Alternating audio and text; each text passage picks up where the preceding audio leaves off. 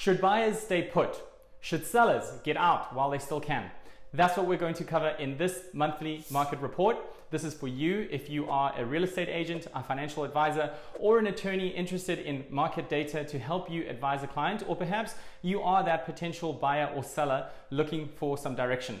I'm Paulo Rodriguez. I've been a mortgage professional since 2005, and here is the market data that you need to make an informed buying or selling decision or help your client do the same.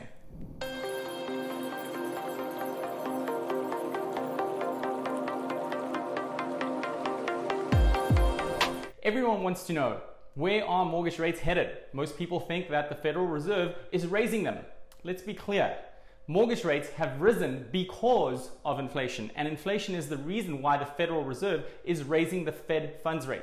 The Fed funds rate directly impacts rates on your credit cards and your home equity lines of credit, but it does not directly impact mortgage rates. Mortgage rates are long-term interest rates, and the arch enemy of long-term rates is inflation, and that is what the Fed is fighting. By raising the Fed funds rate, the Federal Reserve is trying to neutralize inflation, which in turn will stabilize mortgage rates. There are a lot of misconceptions out there, so I just wanted to share that with you. With that said, let's look at these projections from Freddie Mac, Fannie Mae, the Mortgage Bankers Association, and the National Association of Realtors.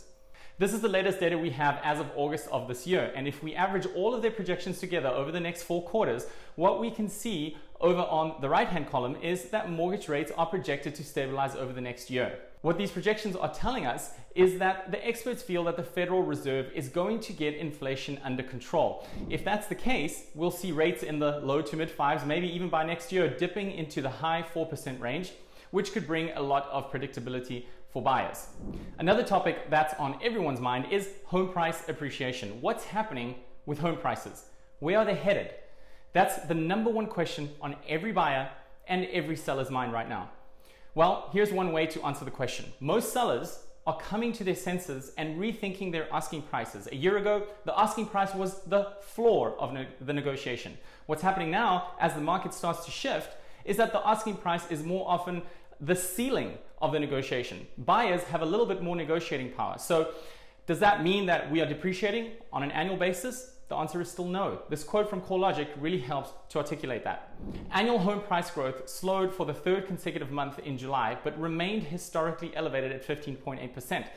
As 30-year fixed rates neared 6% this summer, some prospective home buyers pulled back, helping ease overheated and unsustainable price growth.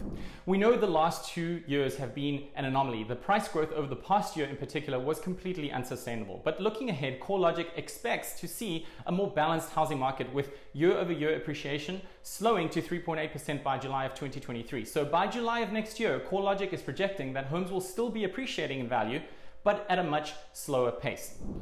Now let's look at the latest home price projections for the year. The average of all 7 forecasters that I follow is showing 11.3% annual appreciation for 2022.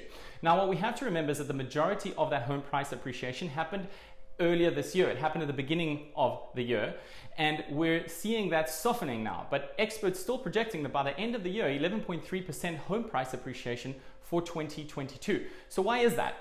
Well, it's because inventory is still historically low. Yes, it's higher than it was before, but still too low. And if we look at this data from Calculated Risk, this helps us compare where we are today versus where we were over the past few years. Take a look at the blue bar on the left. You can see that inventory is 26.3% higher than it was the week ending September 2nd of last year. So year-over-year comparison for the last week of August and into the first couple of days of September is 26.3% more inventory. So that is creating more opportunities for buyers. It certainly has helped with the softening of home prices, but compared to the same week in 2020, inventory is still down 5.4%, and compared to 2019, prior to the pandemic, inventory is still historically low, down 42.2% from where we were in the same week in 2019. So that's what's continuing to drive upward pressure on home prices. Inventory is still low, and we still have a lot of buyers in the market. Yes, we've seen a softening, a cooling, a slowing, but home prices are projected to continue rising primarily based on this inventory. So it's really important to be able to get this information out to your buyers, to your sellers, so that they understand where are mortgage rates projected to go, what's happening with home prices, working with you as a trusted expert in this process to make sure that they have the data and the facts on what's happening today. And of course, anytime we're talking about mortgage rates and prices, we know that impacts affordability as well. So let's talk about that. Here is the Housing Affordability Index that the National Association of Realtors releases every month, and how different it looks since the last time I showed it.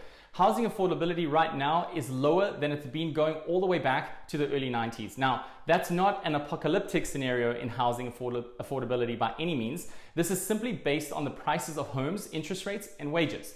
That's how they come up with the Housing Affordability Index. The National Association of Realtors came out with this very interesting point about mortgage payments.